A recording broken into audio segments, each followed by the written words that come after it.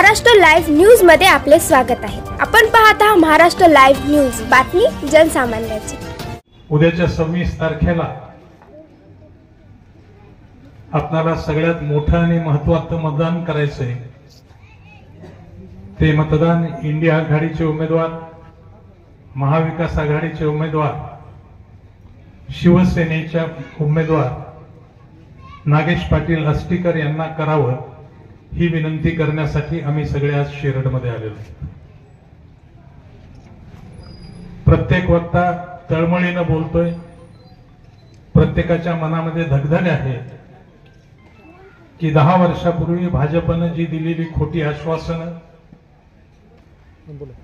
भाजपनं तरुणांना दाखवलेल्या 2 कोटी नोकऱ्या, सबका साथ सबका विकास, अनेक घोषणा केल्या, पण कायम मन की बात करत राहिले, काम की बात कधीच केली नाही।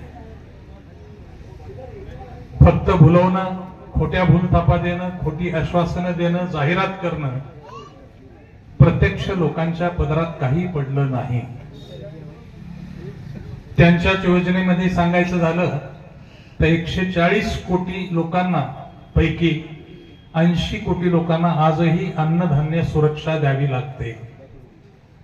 देशात जर 80 कोटी लोक पोट भरण्या इतकं कमावू शकत नाहीत तर काय भाजपनं 10 वर्षात विकास केला?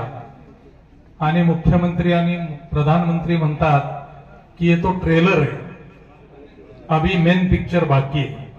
म्हणजे पूर्ण 140 कोटी लोकांना जेव्हा अन्नधान्य हे भिकेला लावतील त्याच वेळी यांचा सिनेमा पूर्ण होईल असं मला वाटतं। म्हणून जागरूक झालं पाहिजे। खोट्या घोषणा आहेत, खोटी भाषणं आहेत। सरकार हे सगळ्या जाती धर्मांना, समाजांना घेऊन गुन्ह्या गोविंदांना नांदू देऊन सगळ्यांना सारखा अधिकार दिला तर ते सरकार। काही लोकांना या देशाचे 50 पिढ्याचे नागरिक असूनही जर असुरक्षित वाटत असेल, सरकारची आणि लोकांची भीती वाटत असेल तर ते सरकार कामाचं नाही। आणि भाजपमध्ये हे झालेलं आहे। प्रधानमंत्री खूप विनम्रता जरी बोलत असले, पार्लमेंटमध्ये जाताना पाया पडून लांब होऊन डोकं टेकून जरी जात असले तर दिल्लीला लाखो शेतकरी 1 वर्ष उपोषण करतात आणि मगरूर पंतप्रधान त्यांना भेटणं तर लांब, 1 वर्षाच्या एकाही भाषणात शेतकऱ्यांच्या बाबतीत उल्लेख होत नाही। अमरावतीला उल्लेख करतात की 2022 ला शेतकऱ्यांचं उत्पन्न दुप्पट करू, शेतमालाला 1.5 भाव देऊ। मागच्या 10 वर्षात शेतीची परिस्थिती पाहिली तर शेतमालाचे भाव वाढले नाहीत।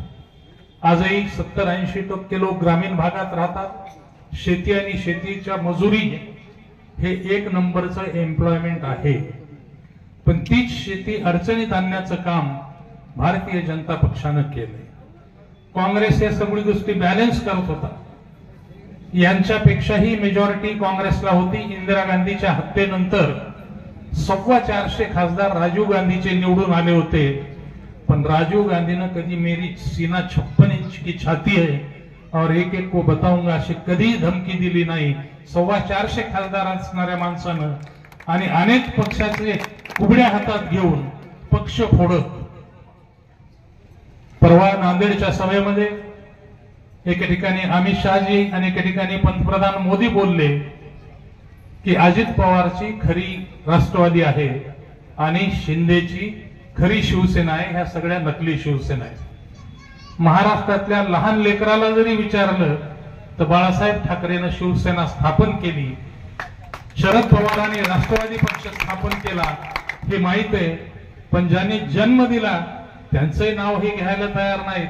आणि जे सीडी, ईडी, सीआयडी यांच्या भीतीपोटी त्यांच्या पक्षात आले। मध्य प्रदेश मधल्या भाषणात पंतप्रधान म्हणतात की राष्ट्रवादीचा 70,000 कोटी रुपयाचा घोटाळा आहे आणि इथले काही माणसं त्यांच्याकडे गेले, त्यांच्या वॉशिंग मशीन मधून काढले, निर्मळ झाले की ते कोणी उपमुख्यमंत्री झाले, कोणी मंत्री झाले, काय काय पद दिल्या गेली। म्हणून इतकी वाईट परिस्थिती आहे।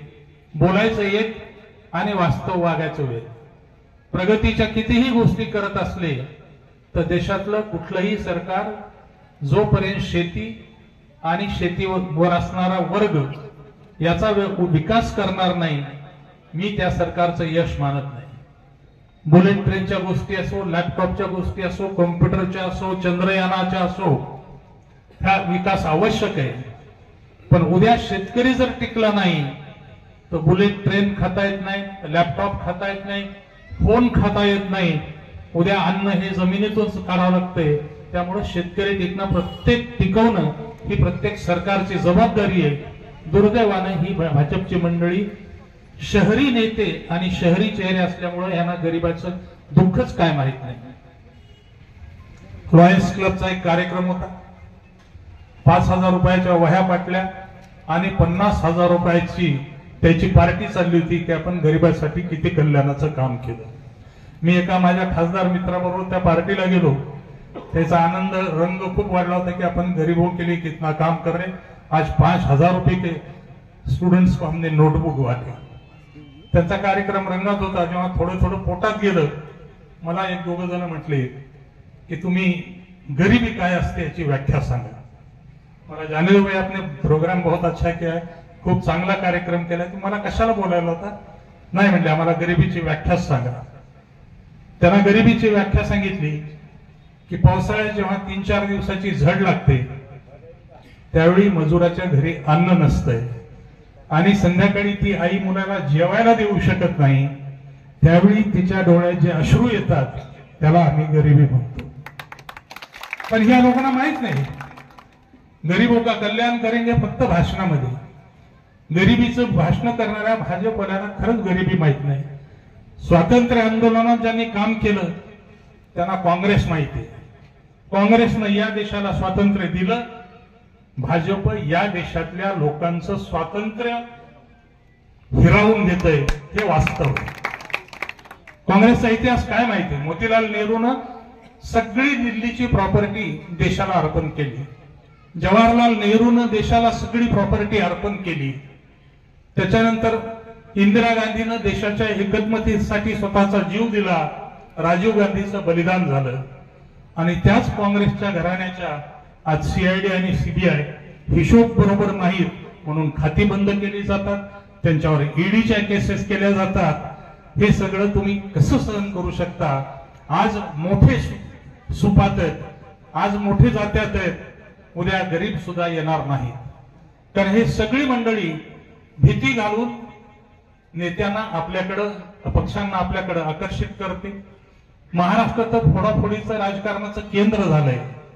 जनावरं विकल्या गेलेले पाहिले पण माणसं विकल्या गेलेले पाहिले नाहीत. पण हे जे बदल झाले या निवडणुकीमध्ये आमदार खासदाराची सरळ खरेदी विक्री झालेली आहे असा मी आरोप करतो. मग हे खूप काही इतका मोठा इतिहास आहे की हे सगळं काही 5 आणि 10 मिनिटात सांगण्यासारखं नाही. अनेक मंडळी बोलणारी आहे इथे, फार लांब लचक बोलत नाही. पण निघालेला शब्द आणि गेलेली वेळ पुन्हा परत येत नाही. आपल्यासाठी 26 एप्रिल ही अत्यंत महत्वाची दिनांक आहे. आपणाला बदल करायचा, पुन्हा एकदा लोकशाही सुखासमाधानानं लोकांना नांदू द्यायचं का जाती जातीमध्ये भांडणं लावायचे, हा आपल्या सगळ्याचा अधिकार आहे. कोणी नरेंद्र मोदी आणू शकत नाही, कोणी अमित शहा आणू शकत नाही. सरकार हे तुम्ही सगळे तुमच्या मतातून आणू शकता. म्हणून माझी आग्रही आणि नम्र विनंती राहील की आघाडीचे, इंडिया आघाडीचे उमेदवार नागेश पाटील आष्टीकर यांना आपण 26 तारखेला त्यांची निशाणी मशाल आहे, त्या मशाल निशाणीवरचं बटन दाबून प्रचंड मताने विजयी करा. मी राष्ट्रवादीच्या सर्व कार्यकर्त्यांची बैठक घेऊन हिंगोलला हा निरोप दिला. माळातले जरा कार्यकर्ते आले नव्हते, आज थोडे थोडे दिसायले. पंजाबराव काही गुबा काही दिसायला लागले थोडे. तर जे आले नाही त्यांना हा जाहीर निरोप आहे की आपण सगळ्यांनी जसं आपला उमेदवार म्हणून ज्या निवडणुकीत लढतो तसं राष्ट्रवादीच्या सगळ्या कार्यकर्त्यांना विनंती करतो की कोणत्याही मानपानाची अपेक्षा करू नका. कोणाच्या फोनची मला कोणी ये म्हणलं नाही अपेक्षा करू नका.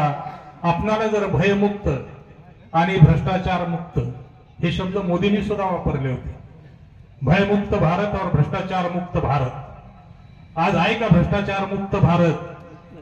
भ्रष्टाचार युक्त भारत करून टाकलाय. कोणत्या ऑफिसमध्ये फुकट काम होतं एखाद्या माणसानं हात करावं. कोणत्याही सरकारी कार्यालयात तुम्ही गेले आणि चिरीमिरी न देता मला फुकट प्रमाणपत्र, फुकट सर्टिफिकेट, फुकट कागद मिळाला, सभेत मी जाहीर आवाहन करतो एखाद्या माणसानं हात करावा. कुठंच नाही. याच्यासाठी सरकार असते का? आणि नाटक कंपन्या पुन्हा शासन आपल्या दारी. 2 उपमुख्यमंत्री, 1 मुख्यमंत्री, मोठा मांडव आणि तिथं 7-12 वाटायला लागले. जे तलाठ्याचं काम आहे 7-12 द्यायचं ते माझे मुंबईहून मुख्यमंत्री होऊन द्यायले. किती दर्जा राजकारणाचा खाली घसरलाय आणि किती बनवाबनवी सुरू झाली. तलाठी राईट टाइम देतो का नाही हे सरकारनं चेक करायचं. उशीर झाला तर तलाठ्याला सजा करायची. ह्याची आईले 7-12 द्यायला, घरकुलं द्यायला, तुमचे कागदपत्र द्यायला. इतकं राजकारणामध्ये चांगल्या वाईट गोष्टी घडतात. कुणाचंही सरकार आलं तर 100% लोकांना सुखी करू शकत नाही. पण सरकारची जबाबदारी असते सर्वांना सारखा न्याय देणं, भ्रष्टाचारावर कंट्रोल ठेवणं. भ्रष्टाचार कधीच कंट्रोल होत नाही. हुकुमशाहीमध्ये राजे होते तेव्हा सुद्धा कंट्रोलमध्ये नव्हता. पण तो कंट्रोलमध्ये आणण्याचं काम झाकून जर होत असेल तो भ्रष्टाचार, उघडपणे जर व्हायला लागला तर तो मग स्वैराचार आहे. आज स्वैराचाराचं राज्य जर आपल्याला पुन्हा एकदा उलथवून सुराज्य आणायचं असेल तर माझी विनंती आहे की नागेश पाटील स्पीकर यांना आपण सगळ्यांनी मदत करावं. तो मजबूर आहे. एक माणूस 18 लाख मतदारांना भेटू शकत नाही. 6 विधानसभा आहेत, 11 तालुके आहेत. 18 लाख मतदारांना उमेदवार भेटू शकत नाही. सरकारवाले येऊन ते विनंती करतायत. आम्ही विनंती करतो यावेळी आपण बदलाचे मानकरी व्हा. हिंगोली जिल्हा अपेक्षा करतो की मागे आम्ही जेवढे केले तेवढे पळून गेले. आष्टीकर खंबीर राहतील एवढीच अपेक्षा करून इथं थांबतो. जय हिंद, जय महाराष्ट्र. आष्टीकरजी या परिसरातून सर्कलमधून आलेले महाविकास आघाडीचे सर्व कार्यकर्ते, माता भगिनी आणि मित्रांनो, खरं म्हणजे निवडणूक आली की प्रचार सुरू होतच. जुन्या काळामध्ये गावागावात जावं लागायचं, पण आता घर बसल्याच प्रचार नक्की कसा चाललाय ते कळतं. कारण टीव्ही, मोबाईल, आज आपण इथं काय बोलतो ते दिल्लीमध्ये लगेच कळते 2 मिनिटं. म्हणून प्रचार हा झालेलाच आहे. फक्त लोकांपर्यंत काही गोष्टी पोहोचवायच्या की या सरकारने नक्की काय केलंय ह्या 10 वर्षामध्ये, 15 वर्षामध्ये. सुरुवातीला सरकार आलं, त्यांनी जनधन खाते उघडायला लावले लोकांना. जनधन खाते उघडले म्हणजे तुमच्या खात्यात 15 लाख रुपये येणार आहेत. लोकांनी पासबुक आपल्या उशालाच ठेवले. रोज सकाळी उठायचं, पासबुक उघडून बघायचं, आले का 15 लाख, आले का 15 लाख. एकदाही 15 लाख तर काय, जे खातं उघडायला जेवढे पैसे लागले तेवढे पैसे सुद्धा ते पासबुक मध्ये आले. पण त्यांना माहित आहे लोक विसरतात. कालांतराने लोक विसरून जातात. पण लोकांनी आता हे लक्षात ठेवलं पाहिजे की या सरकारचे पंतप्रधान किती खोटं बोलले. एकच उदाहरण दिले. तुमचं दुसरं ते मुद्रा लोन, नवीन तरुण कार्यकर्ते मुद्रा लोन जाहीर झालं की लोकांना वाटलं की बाबा काय जाहीर झाले, मुद्रा लोन मिळणार आहे. 10,000 बगर 10 लाख बगर काही गॅरंटीचं सगळं मिळणार आहे, बगर व्याजी. बरोबर आहे. आणि मग कालांतराने लोक चक्रा मारू लागले बँकेत. लोकांना मिळत नव्हतं. काही कार्यकर्ते माझ्याकडे आले. मी बँकेत गेलो, अधिकाऱ्याला म्हणलं यार ही सरकारने योजना जाहीर केली, आता नवीन योजना, आणि मग लोकांना माहित नाही. तो अधिकारी थोडा हसला. मला वाटलं कशामुळे हसला माहित नाही, पण त्याने हळूच म्हणले ही योजना जुनीच आहे, त्याला नाव नवीन दिले म्हणजे सरकारने. म्हणजे अशा अनेक गोष्टी ज्या आहेत नाव बदलून बदलून लोकांसमोर हे आले आणि लोकांना असं भासू लागले की आम्ही काहीतरी नवीन करतोय. यांनी नवीन काही केलं नाही. नवीन केली बुलेट ट्रेन. काय तुम्हाला काय माहित? बऱ्याच जणांना बुलेट ट्रेन म्हणजे काय माहित नसेल. तुम्हाला काय उपयोगाची बुलेट ट्रेन? तुम्हाला आता शिरडून समजा मुंबईला जायचंय, तुम्ही काय आपल्या देवगिरीला जाता, रोडने जाता, बुलेट ट्रेन तुम्हाला पाहायला सुद्धा मिळणार नाही. फक्त अहमदाबाद ते मुंबई पर्यंत जाणाऱ्या लोकांसाठी बुलेट ट्रेन 90 लाख कोटीचं कर्ज त्याने काढलं जपानचं व्याजाने त्या बुलेट ट्रेनचं. तेवढे पैसे जर महाराष्ट्रामध्ये शेतकऱ्याला दिले असते तर महाराष्ट्रातल्या शेतकऱ्यावर 1 पैसा सुद्धा कर्ज राहिला. पण या सरकारनं काहीतरी मोठमोठ्या योजना सांगायच्या, जाहीर करायच्या. बघा हे सांगताना काय सांगतात, जसं सांगितलं की 80 कोटी लोकांना आम्ही फुकट धान्य देतो आणि ते धान्य पुढचे 5 वर्ष आणखी देणार आहोत म्हणे. मी म्हणतो आम्ही पुढचे 10 वर्ष देणार आहे. काय म्हणणं आहे तुमचं? 5 वर्ष गेलेच नाही ना, मिळेल की नाही काय गॅरंटी, बरोबर आहे. आणि मग 80 कोटी लोकांना फुकट धान्य देतो. एकीकडे सांगतात आम्ही गरिबी कमी करायलो, लोकांची गरिबी हटवायलो. आणि मग जर 80 कोटी लोकांना फुकट धान्य मिळत असेल तर तुम्ही सांगा, ते गरीब असतील म्हणूनच फुकट घेतात ना. पैसे असले असते तर कशाला फुकट घेतलं असतं. म्हणजे एकीकडे सांगायचं, लोकांची दिशाभूल करायची की आम्ही फुकट देतो, पण कुणाला द्यायले तुम्ही आता मग फुकट. आणि म्हणून ही लोकांची दिशाभूल, लोक लगेच खुश होतात 80 कोटीला फुकट धान्य मिळाले.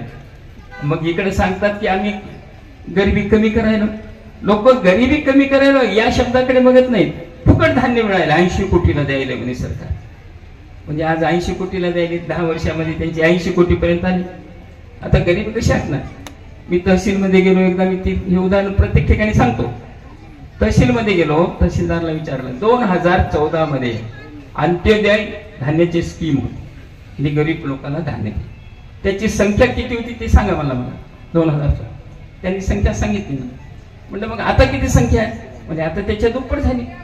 अहो जर गरिबी हटली असेल तर त्यावेळेसच्या अंत्योदय धान्य घेणाऱ्या लोकांची संख्या कमी व्हायला पाहिजे ना, पण ही झाली नाही. फक्त लोकांची दिशाभूल करण्याचं. आणि मग गॅरंटी कशाची? खोटं बोलण्याची गॅरंटी बघा पंतप्रधानाची, बाकी काही गॅरंटी नाही. कुणी भरोसा ठेवू नका. खोटं बोलून बोलून, खोटे आश्वासनं देऊन लोकांची दिशाभूल करण्याचं हे काम. तुम्ही तुमच्यापैकी एका तरी माणसाने उठून सांगावं या सरकारने एखादी नवीन स्कीम जाहीर केली. नवीन कुणी सांगा ज्याला माहिती आहे ही या सरकारनं या 14 वर्षात नवीन स्कीम जाहीर केली. एकही स्कीम जाहीर केली नाही, फक्त नाव बदलले.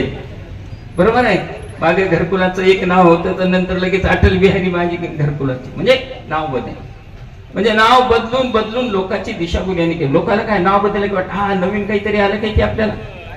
नवीन काहीच नाही, जुनच सगळं. जे काहीतरी आहे ना, बाटलीत काय कोणतं पाणी, बाटली जुनीच आहे पाणी नवीन, असं काहीतरी आहे सांगतात ना लोक. तसाच प्रकार आहे या सरकारचा, सगळ्या जुन्या स्कीम. आणि मग काय सांगतात की काँग्रेसनं 50 वर्षात 70 काहीच केलं. बरोबर, काही केलं नाही. काँग्रेस नसती तर देशाला स्वातंत्र्य मिळालं नसतं की हो, आणि हे खुर्चीवरही बसले नसते. जर काँग्रेस नसती तर आज जे काही रस्ते झालेत, एकदम तर काही कोणती गोष्ट होत नाही.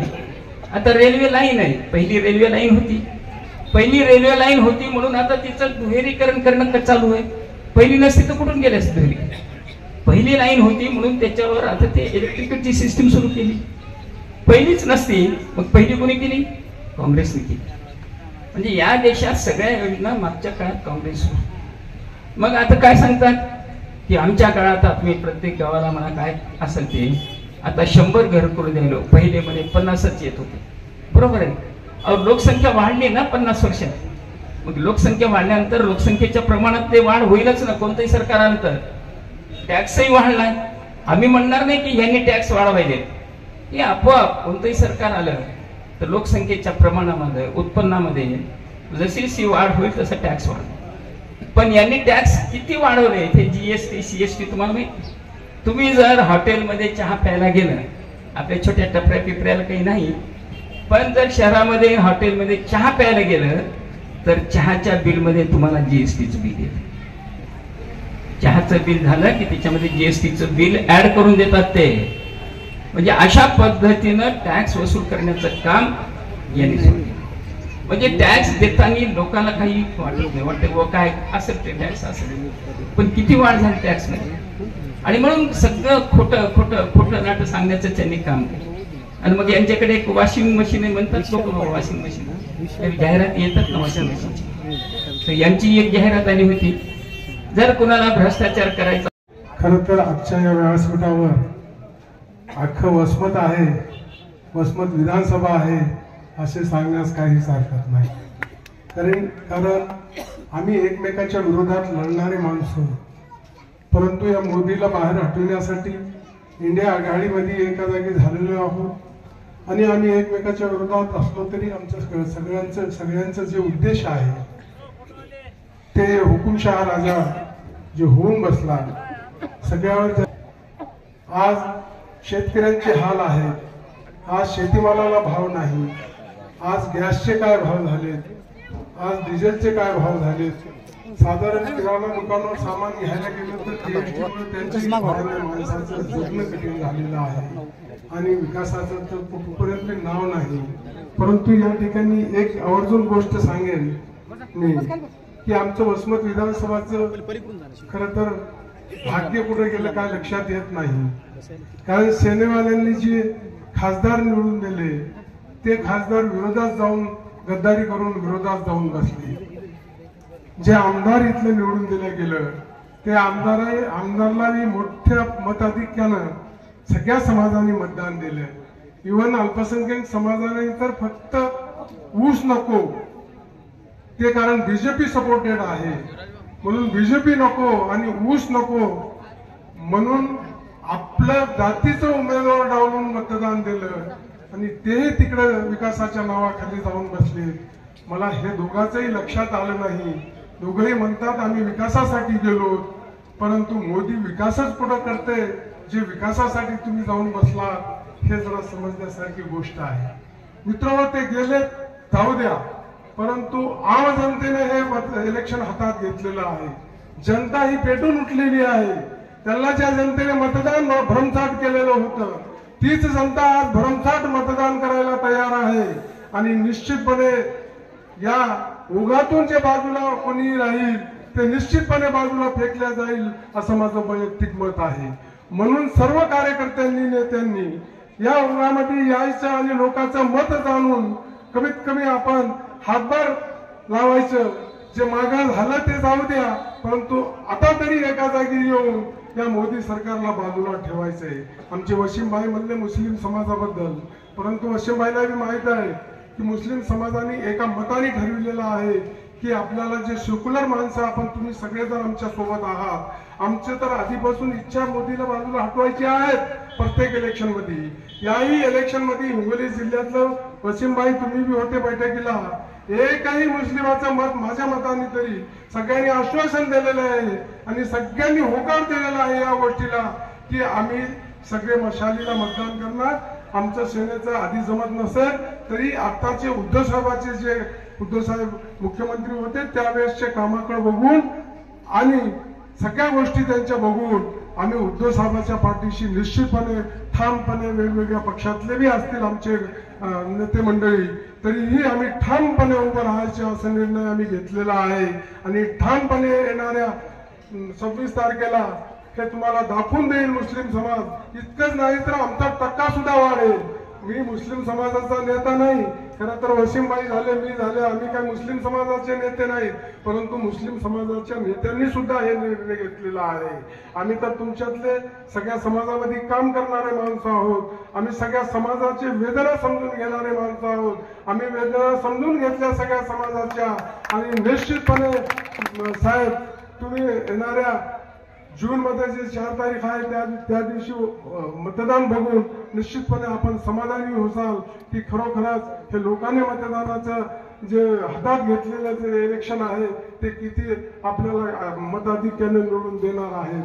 मला फक्त जास्त काही बोलायचं नाही, परंतु हे जे येणारी 26 तारीख आहे त्याच्यामध्ये मी प्रत्येक वेळेस प्रत्येक जागी सांगत आहे की आपण वेगवेगळ्या पक्षातले माणसं आहोत. आज जर सेनेचं बघितलं तर धनुष्यबाण तिकडे गेलेलं आहे. सेनेवाल्यांना मशाल सांगणं हे फार आवश्यक बाब आहे. आज राष्ट्रवादीचं बघितलं तर घड्याळ ही तिकडे गेलेली आहे. म्हणून त्यांना तुतारीच्या ऐवजी मशाल आहे हे सांगणं आवश्यक आहे आणि काँग्रेसवाल्यांना पंजा नाही बाबा पंजाबद्दलच मशाल आहे हे सांगणं आवश्यक आहे. हे काम कार्यकर्त्यांचं आहे. कार्यकर्त्यांना या कामासाठी मेहनत घ्यावी लागणार आहे. कार्यकर्ते निश्चितपणे मेहनत घेतील आणि आज आम्ही काँग्रेसवाले सुद्धा एका मताने कामाला लागलेलो आहोत. आम्हाला माहित आहे की आमचे नेते आदरणीय राहुलजी गांधी यांनी इतकं परिश्रम घेतलं त्या मोदीला हटविण्यासाठी मोदीचं पितळ उघड करण्यासाठी. त्यांचे हात मजबूत करण्यासाठी आम्ही तुमच्या सोबत निश्चितपणे खांद्याला खांदा लावून तुमच्यापेक्षा एक पाऊल पुढे राहून आम्ही काम करणार आहोत इतकं सांगतो आणि माझे 2 शब्द संपितो. जय हिंद, जय भारत. मुस्लिमाला फर्जी शत्रू बनविलंय, झूट शत्रू बनविलंय आणि त्याला दंगे घडून आणायचे. ही निवडणूक जरी आजची तशी झाली तर विधानसभेच्या निवडणुकीला हिंदू मुस्लिमचे दंगे हे भाजपवाले करणार. म्हणून भावांनो तुम्हाला विनंती करतो की आपण सगळे एक आहे. आपण सगळे मुस्लिम समाज देशाचा शत्रू म्हणते ते. अरे स्वातंत्र्यामध्ये दांडेगाव साहेब देशाच्या काँग्रेस बरोबर कोण होतं लढायला? इंग्रजाबरोबर मुस्लिम होते. शिवाजी महाराजांबरोबर लढायला कोण होते? शिवाजी महाराजांच्या तोफखान्याचा प्रमुख मुस्लिम होता. शिवाजी महाराजांच्या घोडदळाचा प्रमुख मुस्लिम होता. शिवाजी महाराजांच्या आरमाराचा समुद्रातल्या दर्याची सारंग तो मुस्लिम होता. शिवाजी महाराजांचे वकील काजी हैदर हे मुस्लिम होते. आणि 32 अंगरक्षकापैकी 21 अंगरक्षक मुस्लिम होते. मुस्लिम कसे विरोधी येत हो भावांनो? हे स्वातंत्र्याच्या लढ्यामध्ये हे सगळे संघावाले इंग्रजाच्या बाजूने होते, इंग्रजाच्या बाजूने होते. आणि शिवाजी महाराजांच्या काळात सुद्धा या हरामखोरांनी विष प्रयोग केला. संभाजी राजाला पकडून द्यायचं काम हे अल्लादींनी केलं आणि मुसलमानाला शत्रू बनवून दंगे करून आणायचं, घडून आणायचं काम हे करायले. म्हणून भावांनो तुम्हाला विनंती करतो, ही निवडणूक अत्यंत महत्वाची आहे. ही निवडणूक संविधान बदलाची निवडणूक आहे. तुम्ही म्हणता संविधान कसं बदलता येईल? संविधान बदलायचा कार्यक्रम सुरू झालेला आहे. समजा शिवसेनेचे 12 राज्यपाल नियुक्त आमदार होते, राज्यपालांनी केले का? नाही. म्हणजे घटनाच मानायची नाही, घटनेला मानायचंच नाही. भावांना ज्या कुस्तीपटू आपल्या पोरी जगात जाऊन कुस्ती खेळून सुवर्ण पदक आणलं, गोल्ड मेडल आणलं, त्या पोरीचा विनयभंग ब्रजभूषण नावाच्या खासदारांनी, भाजपच्या खासदारांनी केला. त्या पोरी उपोषणाला बसल्या दिल्लीला, त्याला फरफटत नेऊन जेलमध्ये टाकणारे हे भाजपवाले, ह्याला लाज वाटत नाही. मणिपूरला नग्न करून महिला फिरविल्या, शाळेतल्या मुलीवर बलात्कार केले. पत्रकारांनी विचारलं की नग्न करून महिला फिरवायला लागले. ते म्हणले असे शेकडो उदाहरण झाले, असे शेकडो प्रकरण आहेत. कोण म्हणतो? त्याचा मुख्यमंत्री म्हणतो. भावांनो, मणिपूरला हे दंगल कशामुळे झाली माहित आहे? तिथं आदिवासी, मुस्लिम आणि ख्रिश्चन हे 3 समाज त्या डोंगरावर राहते. त्या डोंगराच्या खाली कोळशाच्या खाणी आहेत, जस्ताच्या खाणी आहेत, तांब्याच्या खाणी आहेत आणि त्या त्यांनी अदानीला दिल्या. अदानीला दिल्या तर त्याला सांगायला तुम्ही बाहेर जा, तुम्हाला घर बांधून देऊ, इथून उठा. त्यांनी सांगितलं आमच्या हजारो पिढ्या इथं जगलोत, आम्ही उठणार नाही. मग भावांनो, यांनी काय केलं? दुसऱ्या समाजाला पोलीस स्टेशन मध्ये घुसायला लावलं आणि बंदुका किती नेल्या? 5000 बंदुका पोलीस स्टेशन मधून उचलल्या. 1500 कारतूस गोळ्या त्या तिथून उचलल्या. असं होईल का? तुम्ही जर गेले परभणीला आणि SRP मधून बंदुका घ्यायच्या म्हणलं, तुम्हाला मारून नाही टाकायचे का? एक बी माणूस मेला नाही. 5000 बंदुका मोदींनी त्याच्या हातात दिल्या आणि हजारो लोक मारले. 5000 घर, 6000 घर जाळून टाकले त्या आदिवासी, मुस्लिम, ख्रिश्चनाचे. त्याच्यावर मोदी एक शब्द बोलत नाही. त्याच्यासाठी काँग्रेसला अधिवेशन घ्यावं लागलं, विशेष अधिवेशन बोलावं लागलं, तरी मोदी त्याच्यावर बोलले नाही. अर्धा मिनिट बोलले. भावांनो, हे आपल्या देशाचा हिटलर आहे. आता जर निवडून आला तर पुन्हा निवडणुका नाहीत. आता फक्त अध्यक्ष पद्धत येईल, हुकुमशाही येईल आणि ह्याचा सरेचा परिणाम म्हणून आपल्या शेतकऱ्यावर अत्यंत वाईट परिणाम झाला आहे. शेतकऱ्याच्या पोराचे लग्न व्हायना, कोणी पोरगी देईना. पोरीचं लग्न करायचं म्हणलं तर शेतकऱ्याजवळ पैसे नाहीत. भावांना, आमच्या पाथरीला एक घटना घडली. एका पोरीने आत्महत्या केली. का आत्महत्या केली? तिच्या बहिणीचं लग्न 4 वर्षापूर्वी झालं, लग्नाचं कर्ज झालं आणि दुसरी पोरगी BSc होऊन घरी आली आणि त्या दिवशी पाहायला पाहुणे आले. त्या दिवशी बाप झोपत बी नव्हता आणि जेवत बी नव्हता की माझ्या पोरीचं लग्न कसं करू. पहिलंच कर्ज फिटलं नाही, पहिलंच बँकेचं कर्ज फिटलं नाही. ज्या दिवशी बाप जेवत नाही हे पाहिल्यावर पोरीला वाटलं आपला बाप आत्महत्या करतो. पोरीने बापाला एक पत्र लिहिलं आणि बापाला सांगितलं, बाबा तुम्ही आत्महत्या करू नका, मी आत्महत्या करते.